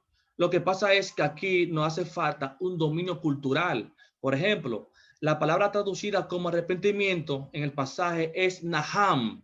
Naham es en el hebreo, naham, que significa sentir, lamentar, dolor. Es decir, que en el original no fue que Dios se arrepintió, sino que Dios le sintió dolor por el pecado que ellos estaban cometiendo. Aquí hay algo muy importante que quiero compartirlo con todos ustedes. Por ejemplo, en Primera de Juan, capítulo 5, verso 7, hay un texto añadido. Por ejemplo, dice: porque tres son los que dan testimonio en el cielo: el Padre, el Verbo y el Espíritu Santo. Y estos tres son uno. En Sudamérica, en un canal de televisión muy prestigiosa, hubo un pastor pentecostal y un testigo de Jehová que estaban debatiendo en cuanto a la Trinidad. Nosotros creemos en la Trinidad, para que no me malinterpreten. Pero aquí hubo un error del pastor. ¿Por qué hubo un error del pastor? Porque el pastor, para tener una base bíblica para mostrar la Trinidad o la tricotomía de Dios, él utilizó el 1 de Juan 5:7, donde dice que en el cielo son tres que dan testimonio, como el Padre, el Verbo y el Espíritu Santo, y estos tres son uno. Pero el testigo de Jehová le buscó otra versión, que fue la de Jerusalén, y también hay otra versión llamada la de latinoamericana, que son mejores que la Reina Valera, respetando a estos señores que hicieron esta Biblia, pero verdaderamente tienen muchos errores. Por ejemplo, en la de Jerusalén dice, escuche cómo dice, 1 de Juan 5:7, tres son los que dan testimonio, punto, 2 puntos, ya.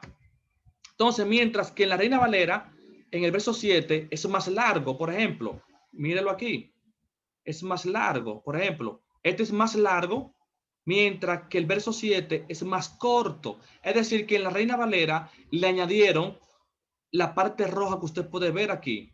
Es decir, que en el texto original no existe que en el cielo el Padre, el Verbo y el Espíritu Santo, y estos tres son uno. No, en el original es porque tres son los que dan testimonio, 2 puntos, ya. Entonces ahí viene el verso 8, que es el Espíritu, el agua y la sangre, y los tres convienen en lo mismo. Es decir, que en el texto original no existe este término. Es decir, que en la Reina Valera comenzaron a existir, y hay textos que fueron añadidos que no son originales, y nosotros inocentemente hemos creado un sistema de doctrinas, y esto está mal. Otro punto es Salmo 55. Dice, error de traducción. Escuche bien. Juntad mis santos, los que hicieron conmigo pacto con sacrificio. Este es un término que lo utilizan aquellos evangelistas y aquellas personas que les gusta enriquecerse con la fe, que dicen que nosotros tenemos que hacer pacto. Bíblicamente, teológicamente, históricamente, el hombre no puede hacer pacto con Dios. Repito, el hombre no puede hacer pacto con Dios. ¿Por qué? Porque el hombre no tiene la capacidad de mantener un pacto. Es decir, este texto que dice aquí, juntad mis santos, lo que hicieron conmigo pacto con sacrificio, es una mala traducción bíblica. Porque en la Biblia latinoamericana, que viene más del original, dice, reúnan a mis fieles ante mí, que con un sacrificio sellaron la alianza. O sea, la alianza de Dios con el pueblo. O sea, en pocas palabras, busquen a los santos, a los sacerdotes, para que mantengan el sacrificio o mantengan el pacto que Dios ha hecho con la nación de Israel. De tal manera que en el texto de la Reina Valera hay un error de transcripción, un error de traducción. Y eso es algo gravísimo, de tal manera que de allí, por este error de traducción, es que muchos dicen que nosotros tenemos que pactar con Dios. Y usted no tiene que pactar con Dios, porque esto es antibíblico. Bien. Otro punto es Daniel capítulo 1, verso 1, error cultural. ¿Por qué? Porque dice en Daniel 1:1, Daniel y sus compañeros en Babilonia, en el año tercero del reinado de Joacín, rey de Judá, vino Nabucodonosor, rey de Babilonia, a Jerusalén y la sitió. Pero dice Jeremías, un contemporáneo de Daniel, capítulo 25, verso 1, palabra que vino a Jeremías acerca de todo el pueblo de Judá en el año cuarto de Joacín, hijo de Josías, rey de Judá. Entonces la pregunta es, si son contemporáneos y los dos vivieron la misma época, en el mismo lugar, en la misma o el mismo acontecimiento histórico, ¿por qué Daniel escribe en el año tercero, reinado de Joacín, y Jeremías escribe en el año cuarto de Joacín, hijo de Josías? O sea que Daniel dice que en ese tiempo estaban bajo el reinado tercero de Joacín, mientras que Jeremías vivía bajo el reinado número 4. Entonces, ¿qué sucede aquí? Aquí podemos ver un problema cultural. ¿Por qué cultural? Porque en el Antiguo Testamento, el libro de Daniel es el único libro que tiene diferentes versatilidades en el sentido cultural. ¿Por qué? Porque Daniel está registrando un acontecimiento histórico desde el punto de vista acadio. O sea que aquí hay un calendario acadio, una cultura acadia, porque recuerden que el acadio era una lengua también hablada por los babilonios. Entonces, Daniel escribe bajo una óptica acadia, mientras que Jeremías lo escribe con el calendario judío, con una cultura judía, de tal manera que aquí no hay problema de traducción, sino un problema cultural. ¿Qué yo quiero decir con esto? Que para usted interpretar un texto, usted tiene que irse al sistema cultural. Una persona que no tenga el dominio cultural de estos textos y lo interpreta a la cultura occidental, está dañando, deteriorando, abusando de lo que es la originalidad de los textos originales. ¿Qué opinan sobre esto? ¿Qué opina? ¿Entendemos o no entendemos? Claro, claro, perfectamente. ¿Alguien más? ¿Entendemos? José Manuel de este lado. Excelente. Mire, dentro de lo que yo he podido observar, lo que usted nos está enseñando. Entonces, ¿qué usted me dice acerca del término de la interpolación del texto? Porque de acuerdo a las interpretaciones y las diferencias entre las interpretaciones, este término de interpolación era utilizado en las interpretaciones, los copistas o los escribas. ¿De dónde viene este término de la interpolación? Excelente. Primero explíquele a los demás qué significa ese término que usted está mencionando ahora mismo. Por Bueno, favor. la interpolación es algo prácticamente de lo que usted escribía, de lo que usted explicaba, que por ejemplo yo empiezo a escribir un texto y donde iba una palabra no la escribía, sino lo que hacía era que ponía otra palabra. Entonces se salía, el texto original no llegaba a cabo a la finalidad la finalidad que tenía que tener, sino que se ponía otra palabra. No sé si era que ellos lo escribían de noche, que se dormían cuando estaban escribiendo, se cansaban, pero eso ocurría mucho. Excelente, distinguido. Le hice la pregunta porque hay personas que quizás no dominan este término, para que no me malinterpretes, pero verdaderamente sí. Mire, le explico. En primer lugar, el principal causante de estos problemas literarios fueron los copistas. Los copistas eran la persona que transliteraban los textos de un texto a otro texto, de un documento a a otro documento, de una lengua a otra lengua. Entonces, no era que se dormían, sino que eran seres humanos. ¿Qué sucede? El copista tenía que tener un dominio de la literatura totalmente. Es decir, que un copista era una persona sabia y de respeto en el Oriente en aquel entonces. ¿Por qué? Porque no todos sabían escribir. No todos sabían escribir. Entonces, un copista era una entidad predominante en una institución, en un reinado. Entonces, cuando el copista tenía que transcribir de un texto a otro, de un documento a otro, al ser humano y hacer a mano limpia, sin querer, cambiaba de un término a otro, de una palabra a otra, por ejemplo, la B larga, le ponía una B corta, etcétera, etcétera. De igual manera, por ejemplo, cuando se comenzaron a transcribir del hebreo original al arameo, esos elementos terminológicos de hebreo se llevaron al arameo. Entonces tuvieron que buscar palabras arameas idénticas al hebreo. ¿Qué yo quiero decir con esto? Que cuando estos textos, por ejemplo, escritos en hebreo, se cambiaron a los textos en arameo, ya las personas comenzaron a tener una tonalidad de definición totalmente diferente al hebreo. ¿Por qué?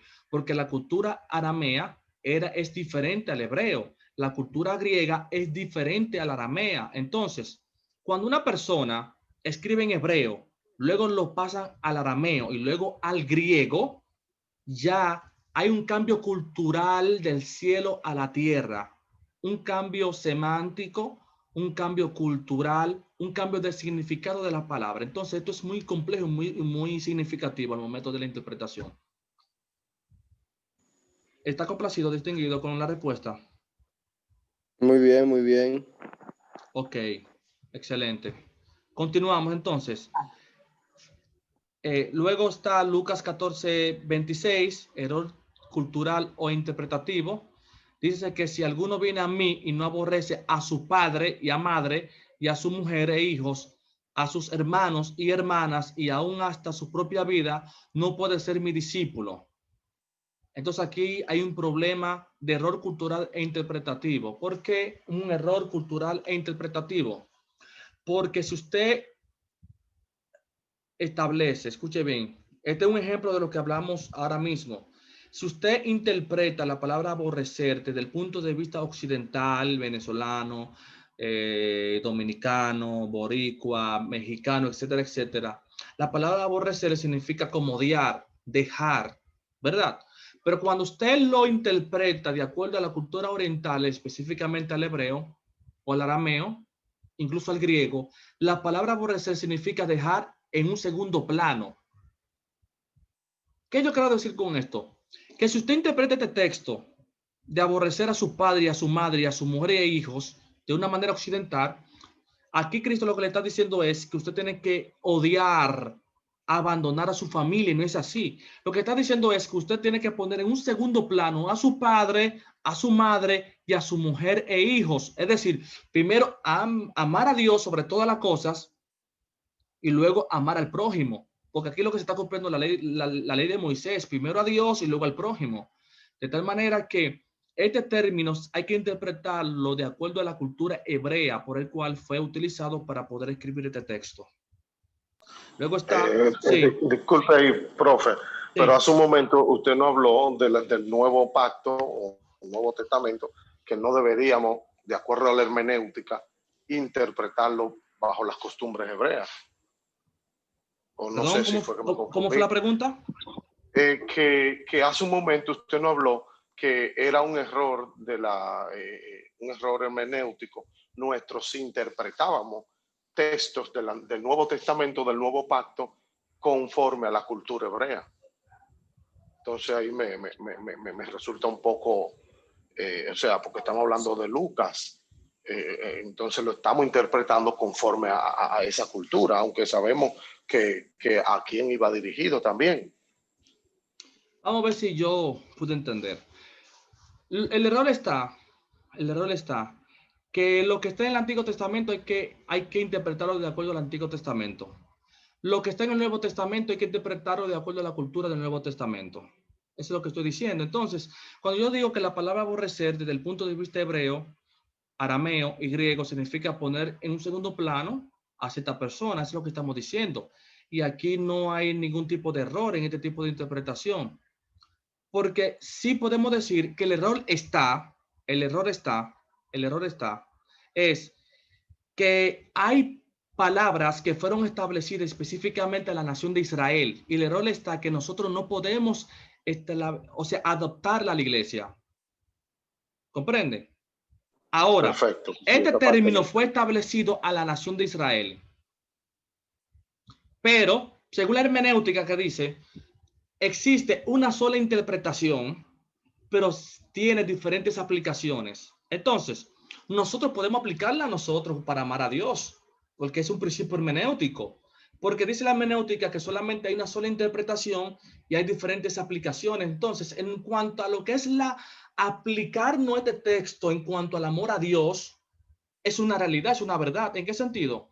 Que primero tenemos que amar a Dios y luego a nuestros cónyuges, a nuestros familiares. Esa es la ley de la interpretación, distinguido. Amén, amén, amén. Excelente. ¿Está complacido, distinguido? ¿Tiene duda todavía? No. Apreciado y distinguido profesor, Sí. Gabriel Sánchez de este lado, de Panamá. Sí, Sí, distinguido. yo tenía la misma, una vez entramos, una vez usted entró a Lucas, que habla ya del nuevo pacto. Entonces, sí, yo también tenía la misma pregunta relacionada a la que hizo el pastor anterior, el colega, porque hay algo que se llama mentalidad hebrea. Entonces, cuando el escritor Lucas escribe que aunque de pronto su literatura sea griega, pero la mentalidad es hebrea, ¿no? Entonces, eso no podemos tampoco descartarlo, porque aunque él está escribiendo y su literatura sea una literatura por el dominio del idioma en ese momento que era griego, recordemos que su mentalidad es hebrea, ¿sí? Y que parte a quien se le escribe precisamente es al pueblo hebreo. Entonces sí concuerdo de que la palabra aborrecer aquí tiene una cultura hebrea. Tiene una cultura hebrea porque es al pueblo hebreo que se le está escribiendo. Entendemos de que con un idioma que predominaba en aquella época, que era el griego, ¿no? Así es. Entonces, es para apoyar un poco lo que tiene que ver con lo de la cultura, ¿no? Y lo que tiene que ver con la interpretación hermenéutica. Exacto, distinguido. Sí, porque Lucas escribe bajo el griego ático.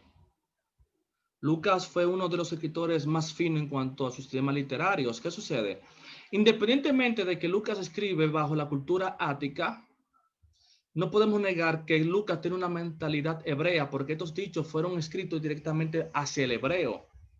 Y de tal manera, usted interpretar esta palabra bajo la perspectiva hebrea no hay ningún problema. Y recuerden que aún Lucas, cuando Lucas escribe esto, cuando esta palabra es dicha por Cristo, aún, recuerde esto, que esto es muy importante, aún no se había establecido legalmente el nuevo pacto. Repito, aún no se había establecido el nuevo pacto. ¿Cuándo se establece el nuevo pacto? Primero con la muerte de Cristo, pero de manera legal con la llegada del Espíritu Santo. Es decir, el nuevo pacto es la dispensación de la gracia. Y la gracia inicia de manera legal es con la llegada del Espíritu Santo. Es decir, que aún Cristo utiliza elementos del Antiguo Testamento para dar una enseñanza a los ciudadanos de Israel. Bien, para que tengamos esto en cuenta, aún en los tiempos de Cristo, Israel vivía bajo el antiguo pacto, e incluso Cristo también, en algunos ciertos sentidos. Por ejemplo, con que ya estamos terminando, vamos a pasar por esto. Hubo un texto que yo le mandé a investigar y algunos me hablaron de manera superficial, otros me hablaron muy bien, otros me hablaron más o menos. Entonces, es en cuanto a lo que es la sal de la tierra. Y ese texto es muy importante. Dice, vosotros sois la sal de la tierra, pero si la sal se vuelve sosa o salada, ¿con qué se salarán? No sirve más que para tirarla fuera y que la pise la gente. Vosotros sois la luz del mundo. Eso dice Cristo en este texto. Ahora, la pregunta es, ¿cuál será el público y el significado? Primero, el público. ¿A qué pueblo se dirige? ¿Es a la iglesia o es a la nación de Israel? Primero dice, si nos vamos al contexto anterior, estamos hablando capítulo 5, verso 1 en adelante, dice, viendo la multitud, subió al monte y sentándose vinieron a él sus discípulos. ¿A quiénes es que Cristo le habla en cuanto a esto? A la nación de Israel. Aún los discípulos no representaban la iglesia. Repito, lo digo con toda autoridad bíblica, aún la iglesia no se había fundamentalizado.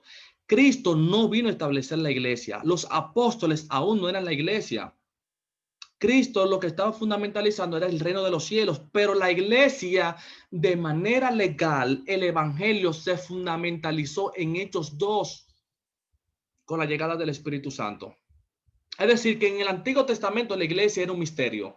Cuando hablamos de un misterio, es una verdad no revelada. Cuando Cristo viene a la tierra y comienza a cumplir su ministerio y a predicar en cuanto a lo que es el reino de los cielos, aún la iglesia no estaba en la tierra. Por ejemplo, Cristo le dice a Pedro, ciertamente eres Pedro y sobre esta roca edificaré mi iglesia. Edificaré. Verbo futuro, edificaré, o sea que no está hablando del presente ni del pasado, lo que se está hablando del futuro, de tal manera que este texto sobre la sal de la tierra no tiene que ver nada con la iglesia, tiene que ver con la nación de Israel. Ahora, ¿qué significa esto? Para poder buscar el significado cultural de lo que es el término sal, tenemos que irnos a la cultura, otro elemento de la hermenéutica. Por ejemplo, según la cultura oriental dice que es el pacto de sal. En el oriente, el tomar la sal es una garantía, una promesa de fidelidad. De acuerdo a la cultura oriental y también a la cultura hebrea, el término sal representaba ¿qué? Pacto. Representaba ¿qué? Convenio, alianza.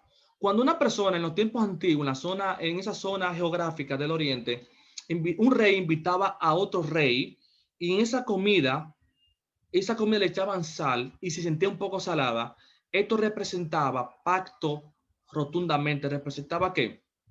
Representaba alianza total. O sea que en el texto original, de acuerdo a la cultura, se está hablando de una alianza. Y ahora, de manera histórica, ¿a qué alianza Cristo se está refiriendo aquí? Ya nos fuimos al significado, al contexto. Estamos en la cultura, ahora nos vamos en la parte histórica. Escuche bien.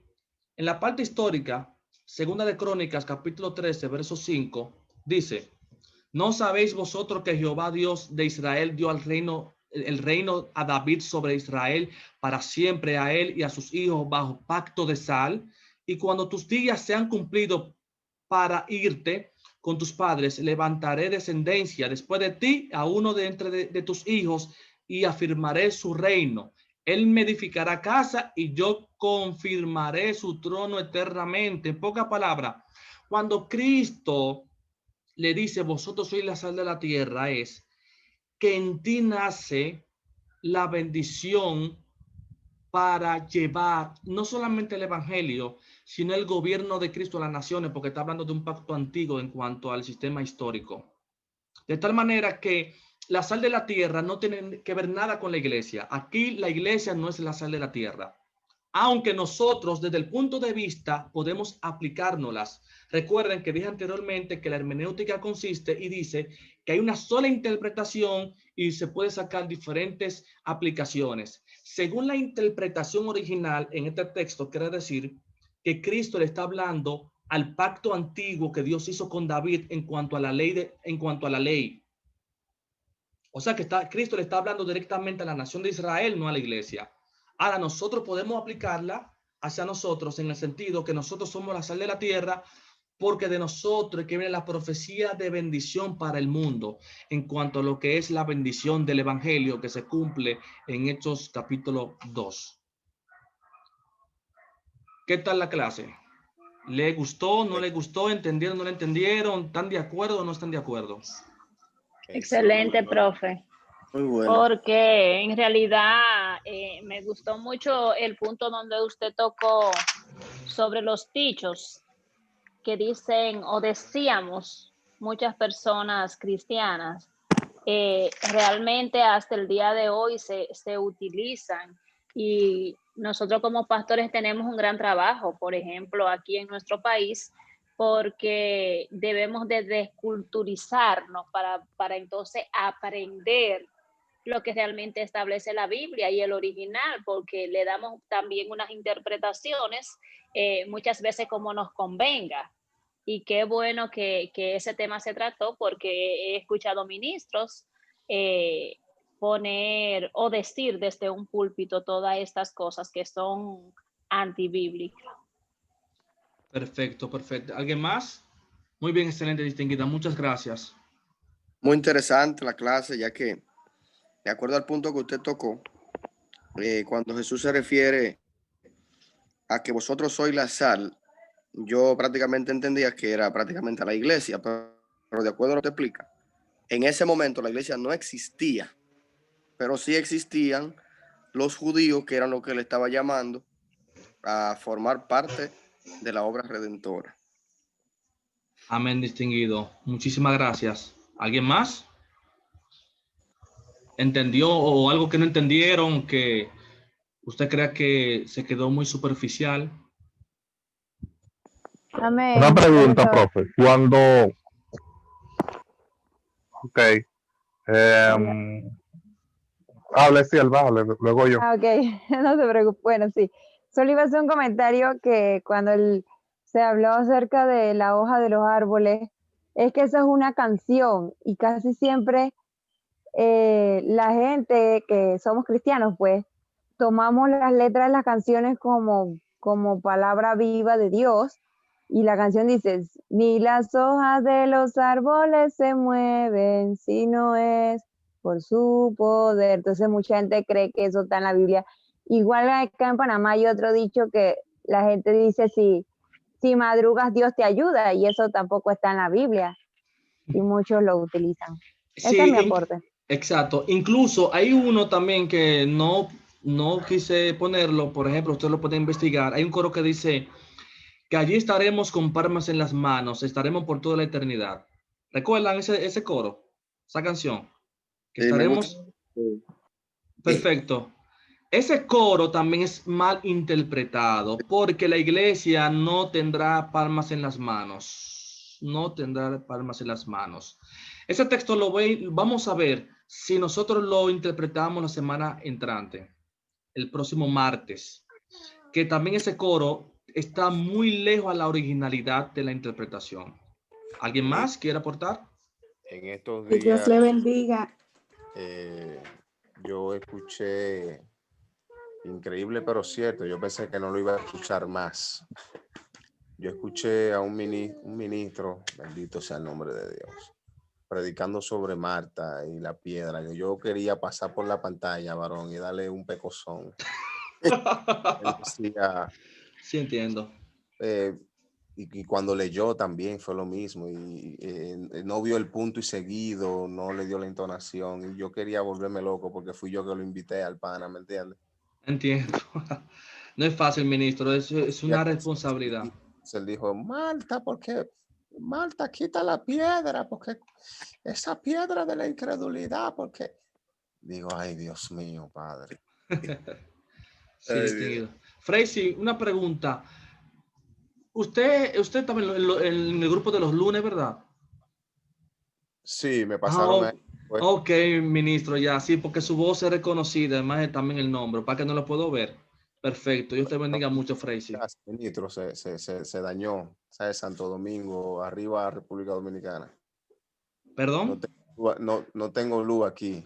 Entonces, entiendo. Eso, si pongo la cámara no me veo. Sí, yo entiendo, no se preocupe, distinguido, tranquilo. Sí, está bien, Dios te bendiga mucho. Perfecto.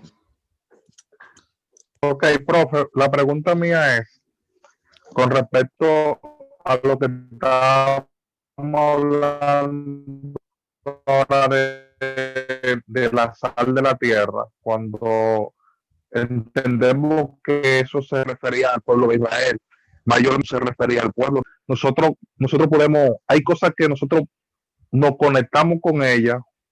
En este tiempo es un poquito complicado, ya que nosotros vemos que muchas iglesias, conozco muchos pastores que la están judaizando, o sea, que cuando tú entras a sus iglesias, tú crees que tú estás en Israel, porque parecen iglesias judías y aún celebran fiestas judías y hay muchas cosas, yo entiendo que eso, no sé si estoy mal ahí, pero yo a veces entiendo como que esa cosa no es tan bien, porque nosotros no somos judíos.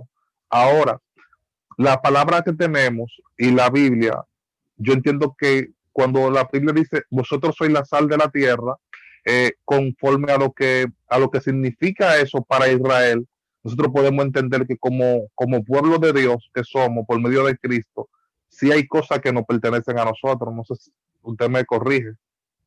Sí, entiendo, ministro. Sí, lo que pasa es que la cultura hebrea es importante para la interpretación, para el estudio, no para la aplicación. Porque la cultura hebrea o el judaísmo es una óptica, es una entidad totalmente diferente a la iglesia. Una cosa es la iglesia y una cosa es a Israel. De tal manera, por ejemplo, el pacto abrahámico, pacto davídico, lo que es la segunda venida de Cristo, etcétera, etcétera, son profecías que solamente es para Israel, no para la iglesia. Hay profecías, hay, por ejemplo, hay un trato especial con Israel que es para Israel. Escuche esto, que eso le va a dar en escatología. Ese trato con Israel concluye cuando llega el tiempo de los gentiles, que fue en el año 578, cuando Babilonia domina. En ese tiempo es cuando los imperios comienzan a expansionalizarse y comienzan los gentiles ¿a qué? A mostrar su poderío a nivel mundial. De tal manera que de allí en adelante es que Dios comienza ya un sistema de planificación para los gentiles, de tal manera que cuando viene Cristo y establece lo que es el nuevo pacto con la llegada del Espíritu Santo y específicamente también con lo que es la muerte y la resurrección, ya el nuevo pacto es para la humanidad completa, no para Israel. Ahora, Israel tiene que estar en ese nuevo pacto. Es decir, que el hecho de arrepentidos y convertidos para que nuestros pecados sean borrados se aplica a toda criatura. Pero hay cosas que es para la iglesia y hay cosas que es para Israel. ¿Alguien más quiere aportar o quiere decir algo? Sean sinceros. Recuerden que esto es una universidad, somos adultos. Si usted entiende algo que no le gustó, usted lo puede decir ahora, pero con respeto, pero lo puede decir. Entonces diríamos que esas iglesias, como mencionaba el ministro, que celebran fiestas judías, entonces ellas entran en lo que le llamamos un proselitismo o lo que le llamamos judaizar.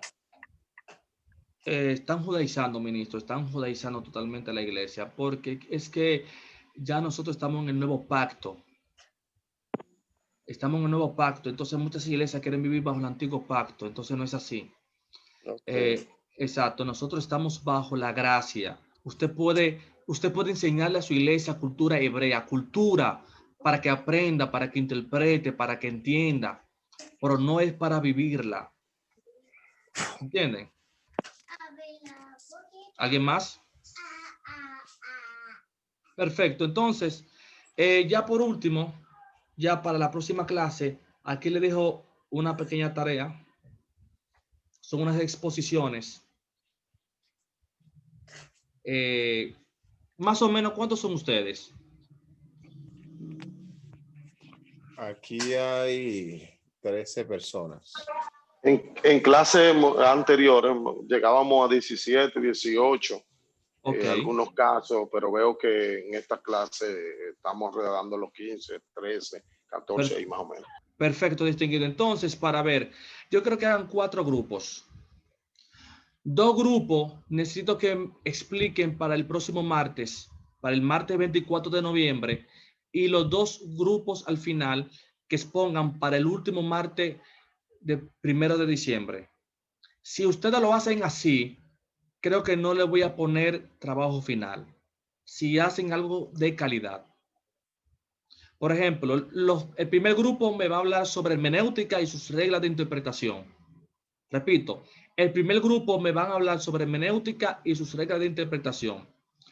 El segundo grupo van a hablar sobre los textos mal interpretados e implementar los métodos dados de interpretación.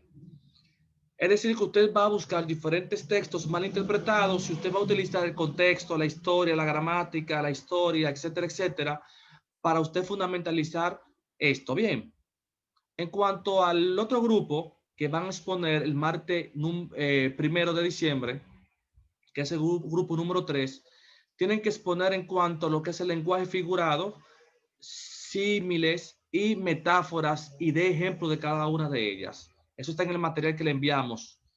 Y el grupo número 4 van a exponer sobre las interpretaciones de tipos, interpretaciones de símbolos, profecías mesiánicas y de ejemplo. Bien, Gabriel Contreras levantó la mano. Bien, profe. Si usted puede, que sea usted que asigne los grupos, que usted diga un ejemplo, fulano, fulano y fulano van a estar en el grupo 1 y tienen tal tema, y así ya nosotros, porque a veces puede que, por ejemplo, yo acá solamente tengo conexión con Mabel, pero no tengo conexión con los demás compañeros, entonces si le escribo a uno, me dice, no, yo estoy en tal grupo, sería mejor para no estar en el grupo diciendo, ¿en qué grupo usted va a estar? Que usted no organice esa parte, si puede. Entiendo, distinguido, está bien. No lo quería hacer así por motivos a que somos adultos, entonces se ve un poco de niñez, pero, o sea, ese es mi concepto, pero ya que usted dio esa sugerencia, lo vamos a hacer de esa manera. Entonces, lo que vamos a hacer de hoy a mañana, yo asignaré los grupos y le voy a poner sus temas para que ustedes expongan. Bien. ¿Algo Excelente. más? Mejor Perfecto. así. Ah, perfecto, perfecto, distinguido. Entonces, ¿tienen algo más que aportar ya para finalizar?